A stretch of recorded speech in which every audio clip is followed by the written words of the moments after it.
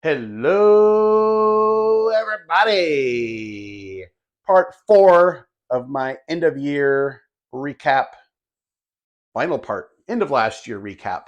So far, we've done top 10 modern cards, top 10 vintage cards, top 10 TTM cards, and now top 10 non TTM autographs.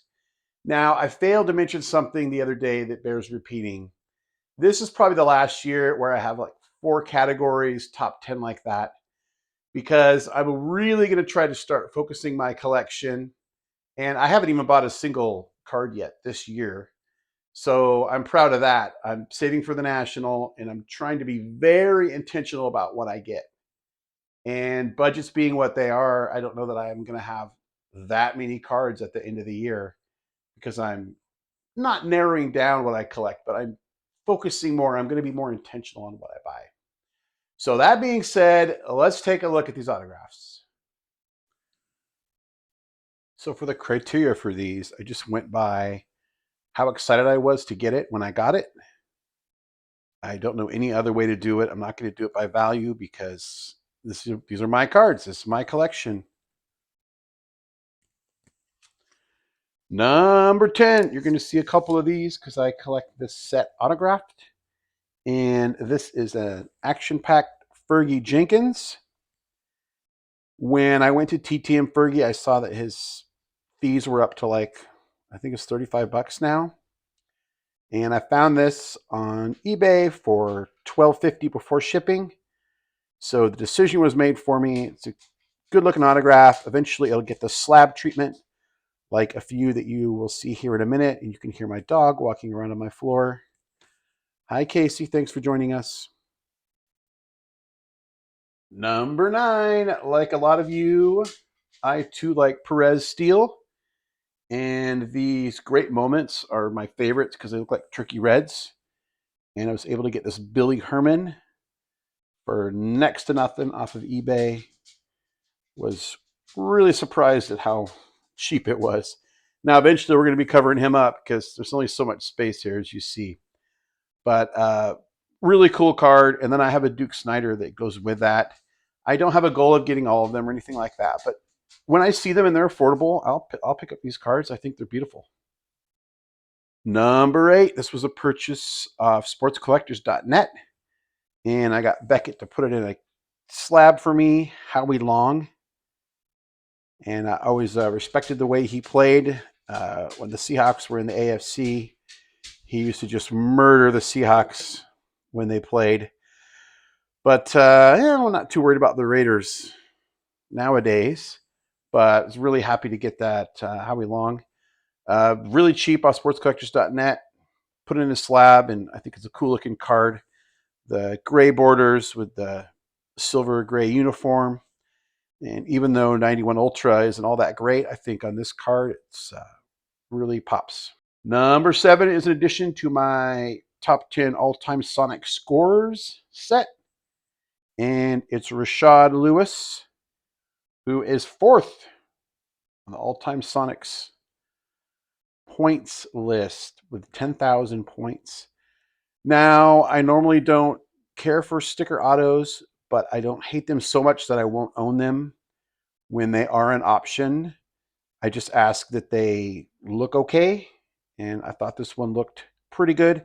You'll see one more here on number 6 that I think they even did a better job of matching, framing it up. So that's Rashad Lewis. Can we fit him in? Yes, we can with some glare. Here, let's do this. Number 6, like I said, Sonic's second all-time scorer with 14,000 points, Downtown Freddie Brown.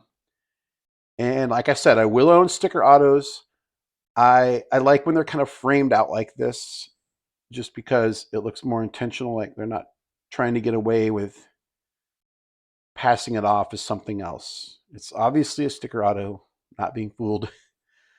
But Downtown Freddie Brown. And I have to say Downtown if I'm going to say his name because that's just what I've always said, what I've always heard growing up around here. And I really feel like it should be on the card too, but maybe I'll look for auto of his that does have that too. I could always do that. Number 5 is a twofer because they're from the same set. I got them around the same time. And I can do what I want. It's my list. So these are 91 Provisions. Ruben Sierra, Dwight Gooden. Sierra was a private signing. It's a really cool card. Love the sunset on that. And Gooden was a leftover private signing. So for all intents and purposes, it was a private signing. Bought that off SCN, sportscollectors.net. Pretty much where I get all my autograph resources from. Number 4 is also a twofer. I'm just cheating left and right. But like I said, I could do whatever I want. It's my list. You're at my mercy.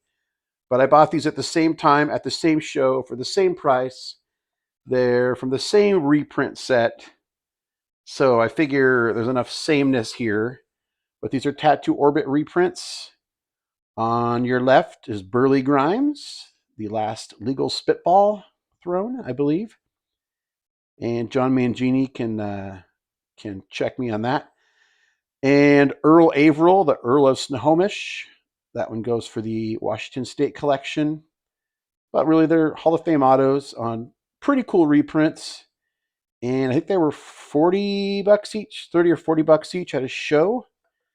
And that was too good a deal to pass out. Number 3 is a Ray Allen autograph I got at the same show that I got the Grimes and the Averill at. This is off for slabbing, so I don't have it here, but here's my preview video. You see the Ray Allen there. Ray Allen wasn't a Sonic long enough to make the top 10 scoring list. He's like 13 or something like that. But of course, Hall of Famer, and it's a cool card, so we're putting her in the countdown at number 3. Number 2, I told you you'd see more cards from this set again, and here's one of them. Monty Irvin, the 92 Action Pack ASG. I bought this unslabbed off eBay, $25 I think. It was pretty early in the year, so I'm forgetting exactly. But got that slabbed up for my collection, and very happy and proud to own that. Just like I'm happy and proud to own number 1. Same deal, bought it off eBay, $50. Sent it to Beckett, Mr. Bob Gibson on the Action Packed. Favorite autograph of the year. This list could be a little interchangeable depending on which way the wind's blowing. But is a good year, 2023. Like I said, next year there won't be probably as much bulk on things, but you know, my resources are going to go to other things, to probably fewer higher dollar cards. We'll see. Like I said, I haven't spent a penny yet, so there's something. Anyway, thanks for joining me. Until next time, remember, we don't count subscribers, we count friends.